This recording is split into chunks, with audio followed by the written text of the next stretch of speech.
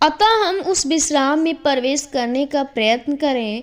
ऐसा न हो कि कोई जन उनके समान आज्ञा न मानकर गिर पड़े, क्योंकि परमेश्वर का वचन जीवित और प्रबल और हर एक दोधारी तलवार से भी बहुत चोखा है, और प्राण और आत्मा को और गांठ गांठ और गूदे गूदे को अलग करके आर पार छेदता है, और मन की भावनाओं और विचारों को जांचता है। सृष्टि की कोई वस्तु उससे छिपी नहीं है, वरन जिससे हमें काम है, उसी की आंखों के सामने सब वस्तुएं खुली और प्रकट है। आमीन। Praise the Lord. आप सभी को जय मसीह की स्वागत करते हैं फिर से आज के इस नए दिन में, नए सुबह में। मेरे भाई मेरे बहनें, यदि आप लोग इस वीडियो में आए हैं तो अंत तक जरूर बने रहिए, क्योंकि परमेश्वर हम सभी को फिर से इस विश्राम दिन में, इस पवित्र दिन में अपने आप से मिलने का अवसर दिया है। हम लोग को इकट्ठा किया है कि हम परमेश्वर के वचनों के द्वारा बातें करें और परमेश्वर के वचनों को अपने हृदय में रख सके, सीख सके, क्योंकि प्रिय परमेश्वर चाहता है कि हर एक लोगों का जीवन बच सके, हर एक लोग परमेश्वर के वचन को अपने हृदय में रख सके। तो मेरे भाई मेरे बहनों, जो आज परमेश्वर हम सभी को इस दिन को हमारे दिन में दिया है, तो आइए हम प्रभु के कुछ वचन से द्वारा जानेंगे कि प्रभु हमें क्या सिखाना चाहता है। परमेश्वर आज के इस पवित्र दिन में आपसे क्या कहना चाहता है। क्या आप इस दिन को पवित्र मानते हैं या नहीं, आप इस दिन को स्मरण करते हैं या नहीं, हम परमेश्वर के वचन से सीखेंगे। तो आइए हम वचन को जो पढ़े हैं वही पढ़ेंगे। इब्रानियों उसका 4 अध्याय का 11 और 12 और 13 पद में लिखा है कि अतः हम उस विश्राम में प्रवेश करने का प्रयत्न करें। ऐसा न हो कि कोई जन उनके समान आज्ञा न मानकर गिर पड़े, क्योंकि परमेश्वर का वचन जीवित और प्रबल और हर एक दोधारी तलवार से भी बहुत चोखा है।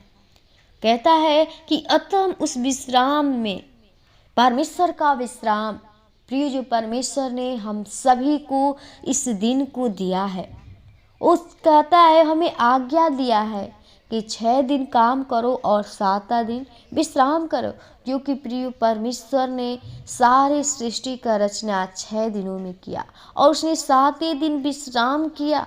और इसलिए हर एक लोगों को आज्ञा दिया कि तुम 6 दिन कार्य काज करना और 7वें दिन प्रभु के भवन में स्मरण करना। तो कहता है कि एकदम उस विश्राम में प्रवेश करने का प्रयत्न करें। ऐसा न हो कि कोई जन उनके समान आज्ञा मानकर गिर पड़े। आमीन। प्रियो, आज बहुत से ऐसे लोग हैं जो परमेश्वर की आज्ञा को नहीं मानते हैं। आज्ञा को न मानकर क्या करते, गिर जाते हैं।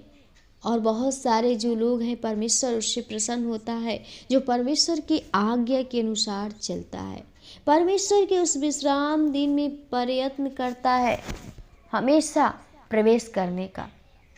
क्योंकि जो व्यक्ति परमेश्वर से अपनी मेल कर लेता है, वो परमेश्वर से ही उसका काम होता है और परमेश्वर उनको अपने पास बुला लेता है। तो मेरे भाई मेरे बहनों, मैं चाहती हूँ, आपसे बताना चाहती हूँ कि आप इस विश्राम दिन को न भूलिए, क्योंकि आप उनके समान गिर जाएंगे।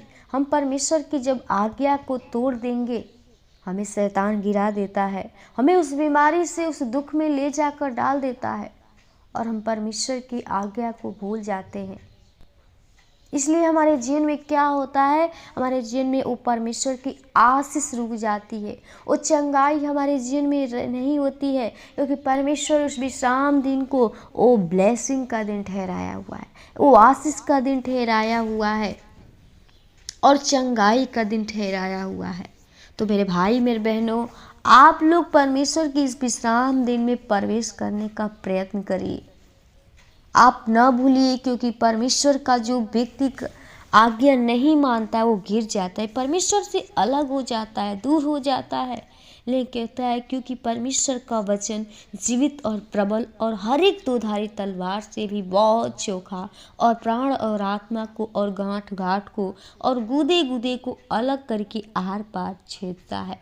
प्रिय, परमेश्वर का वचन सत्य है। जो परमेश्वर ने कहा है उसकी वाणी कभी टलने वाली नहीं है। तो इसलिए परमेश्वर का वचन को अपने हृदय में रखिए ताकि आप भी जीवित बनिए, आप अनंत जीवन को पाइए। परमेश्वर का वचन प्रबल है और दो धारी तलवार से बहुत चोखा है। तलवार जो दोनों तरफ काटता है, आर पार करता है।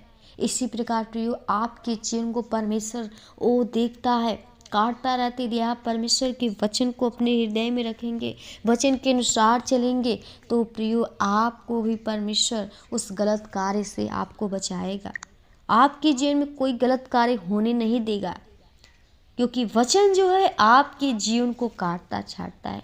ये प्राण आत्मा को आपको हमेशा गूदे गूदे को आर पार करता है, आपको हमेशा बचाएगा हर दुख से, हर तकलीफ से, आपको हर गलत कार्य करने से आपको बचाएगा।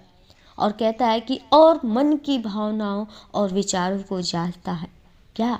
परमेश्वर का वचन आपके मन की जो भी भावनाएं, जो विचार आप करते, जो भी सोचते हैं, कल्पनाएं करते, परमेश्वर आपको उसको देखता है। क्या आप कर रहे हैं? आप एक मनुष्य से छिपा सकते हैं, लेकिन परमेश्वर के सम्मुख नहीं छिपा सकते। इसी में कहता है 13 पद में कि सृष्टि की कोई वस्तु से छिपी नहीं है, वरन जिससे हमें काम है उसकी आंखों के सामने सब वस्तुएं खुली और प्रकट हैं। आमीन। कोई भी जो सृष्टि में है, परमेश्वर ने सृष्टि का किया तो सब कुछ उसके सामने है, वो सब कुछ देखता है, उससे कोई छिपा हुआ नहीं है। हम परमेश्वर के सामने अपने आप को नहीं मानते, गलत कार्य को करते हैं, लेकिन प्रभु से नहीं कहते हैं। क्या वो प्रभु नहीं जानता है? जानता है प्रियो, क्योंकि उसने हमें बनाया है। जिसने आपको बनाया है वो नहीं जान सकता तो कौन जानेगा। तो इसलिए आप लोग परमेश्वर के दृष्टि में, परमेश्वर के अनुग्रह में चलिए, परमेश्वर की आज्ञा के अनुसार चलिए। परमेश्वर आपको ब्लेस देना चाहता है। परमेश्वर तब आपसे प्रसन्न होगा। परमेश्वर आपसे आनंदित होता है कि मेरे बेटा, मेरे बेटी मेरी आज्ञा को मानते हैं। तो प्रियो, आप लोग परमेश्वर के उस आज्ञा को न भूलिए। आप परमेश्वर को जो भी आपको आज्ञा दी गई है, व्यवस्था दी गई है, उस व्यवस्था को अपने हृदय में रख कर चलते रहिए। परमेश्वर आपके जीवन में बहुत बहुत बड़े बड़े कार्य करेंगे। जब आप परमेश्वर के उस आज्ञा को मानने लगेंगे तो परमेश्वर आपके जीवन में कोई भी चीज़ की घटी नहीं होने देंगे। आपकी हर आवश्यकता को, हर चीज़ को पूरा करेंगे। जब आप परमेश्वर की आज्ञा के अनुसार चलेंगे तब। तो मैं आशा करती हूँ कि प्रभु आपको इस वचन के द्वारा सिखाया होगा और आप बहुत ही प्रभु में बढ़ रहे हैं और प्रभु आपको आशीष प्रदान करे।